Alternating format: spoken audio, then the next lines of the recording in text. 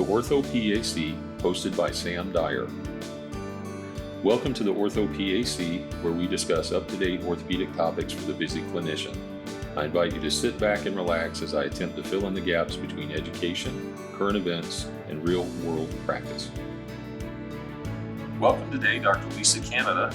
She has more than 2 decades of experience in a level 1 trauma center. She specializes in treating damaged extremities caused by motorcycle collisions and car collisions. She's also an advocate for women pursuing careers in orthopedics or trauma surgery. Welcome today, Dr. Lisa Cannada. And there was actually an article out on Market Watch about gender inequality and pay gaps recently. And I just wanted to talk to you about this because I know that you have a hand in this with the American Academy. Women in orthopedics represent 6% of all orthopedic surgeons. And compared to each of the other surgical subspecialties, essentially we've been stagnant. 14 to 15% of residents are women, and that's been for more than 10 years. So we've been stagnant, and we represent the lowest percentage of women amongst all other surgery subspecialties. It's a very almost flat line for over a decade. I do know, though, we have to always look at the glass as half full. The number of residents has increased. So even though our percentages still remain at, 13.5 to 15%, the number of residents has increased dramatically so that actually the number of women is increasing, although not quite at the level we want it to be. What are some obstacles that women and minorities might face trying to get into the profession? You had talked about DBSH in your article, I think it was on the American Academy. Discrimination, bullying, sexual harassment, and harassment. Obviously, that affects the person. How can it affect the team, the orthopedic team, or even the patient if some of that's going on? It affects everyone involved. Discrimination, bullying, harassment, and sexual harassment abound in orthopedics and in medicine. We might not have reached the headlines that sports and the media and the movie industry has. However, it's there. And perhaps I believe that's the underlying reason why we still have a flat line of percentage of women going into orthopedics. It's the whole culture in medicine and surgery, especially, is a hierarchy. It's often those that are at the top. They're mainly men and could be older. And anyone that sees any of these or is affected by discrimination, bullying, harassment, or sexual harassment is fearful to report it. Multiple studies show everyone fears reporting because they fear retaliation, they fear for their future, and they fear for their job. That's one of the biggest obstacles that we need to overcome. How do we fix that? How do we address it? It seems like it's an obvious thing, but it's been obvious for years. We need to get it out there. We need to talk about it. We need to change the culture. And we're trying to take steps to do that ourselves on the PA level. I also wanted to talk about Speak Up Ortho. Dr. Carmen Quatman was on our podcast a couple of months ago, and we talked about it some then. So I just wanted to get your feedback on some of that. I am one of the co-founders of Speak Up Ortho. We founded this group in March of 2021. We have a closed Women in Orthopedics Facebook page, which has about 1,600 members. You have to be an orthopedic surgeon to be a member. And you can be a resident, but you have to be sponsored by someone and be an orthopedic surgeon. So in this closed group, someone posted, what's the most sexist thing that ever happened to you? And there was over 370 responses with stories that weren't just from 20 years ago, but stories which were current. And because of that, there was a group of us, Jennifer Weiss, Nancy Ann Shipley, and Ariana Giancos, who are the 4 co-founders of Speak Up Ortho. It is a platform on Instagram, Twitter, and Facebook with thousands of followers. And it's a place where people can submit stories anonymously. We do post these stories, generates discussion. But in addition, Speak Up Ortho has other individuals involved, and we are forming a Speak Up coalition across multiple medical subspecialties. We have actually made some impressive changes already. We believe by education, improving the culture, we want a code of conduct. We want a transfer portal for residents. We want the ACGME to be accountable, organizations to be accountable. screening the leaders by asking, have you ever been accused of discrimination, bullying, harassment, or sexual harassment? Although that is lofty and someone might not respond truthfully, it creates a pause to let them know that this type of behavior isn't tolerated.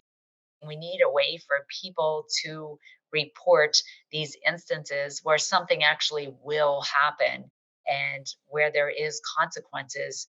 Sexual harassment is a crime. Many times we know the stories on Speak Up Ortho are sexual harassment in nature. Some of them are, and that's a crime, and many people get away with it. So, our goal is education and changing the culture.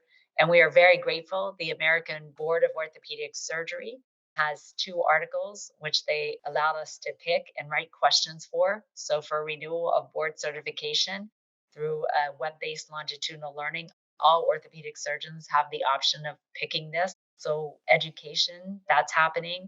We are doing multiple webinars. We have a Speak Up Ortho Journal Club, which is going to come out after the first of the year so that it can generate discussion. You, as PAs, could take these articles and discuss what's going on. We provide questions and we provide a toolkit. That's actually what it's going to be when it comes out. So we're trying slowly but surely to educate and increase awareness. And we believe definitely we are succeeding. So, gender breakdown of all PAs is 70% female, 30% male. In ortho, it's more like 50-50. Significantly less women as orthopedic surgeons than in the PA. We're a nonprofit and we're trying to promote education. What can we do as an organization to better advocate for women in orthopedics and try to identify obstacles? Where would we best put our resources to try to promote diversity in our profession? Well, first, you need role models, and you need role models and women in leadership roles. The reason why medical students go into orthopedic surgery is oftentimes finding a female role model. So you need your leaders to represent what you want your organization to look like. If you have all white males in the leadership role, that's not going to work. So you need to have a concerted effort to promote women and to have women in leadership roles. And when you have meetings, avoiding the so called manels where they're all men, and make sure that women are on the panels and have a voice. Those are just basic. Start with what your organization leadership is. If your breakdown is what you indicated in orthopedics, it's 50-50. Otherwise, as a PA, it's 70-30. So that means at least half your leaders should be women. And I always think it's important to promote and bring them up. Offer leadership programs for women and identify people early and make sure all your committees go through almost like the Rooney Rule, which exists in the NFL, meaning they always have to interview a minority for every position because the NFL before never had minorities as coaches.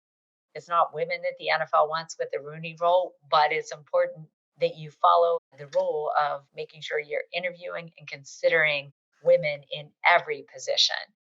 And also, another issue, it's not just women that represent diversity. In orthopedics, we have only 2 to 3% Blacks and Latinos. So we need to think about that. And also, diversity represents diversity of thought, diversity of religion, diversity in practice, urban versus rural, or specialty interests.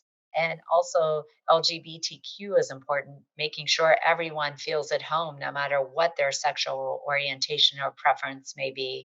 So, recognizing and making a concerted effort to recruit across everywhere, and also to think about it, try and make your organization leaders look like your patients. So, therefore, you can continue to treat patients in a way where they feel like someone's actually really listening and they feel at home and comfortable if they see providers that aren't just all white males. Very well said. Do you have any other comments you'd like to pass along for our listeners? I think it's really important no matter what you do. I always try to make the path better for those that follow. Thank you for joining the orthoPAC podcast. We also welcome you to visit our website, paos.org, where members can download virtual conference content and get Category 1 CME. For non-members, please visit the aapa.org Learning Central for the PAOS virtual content.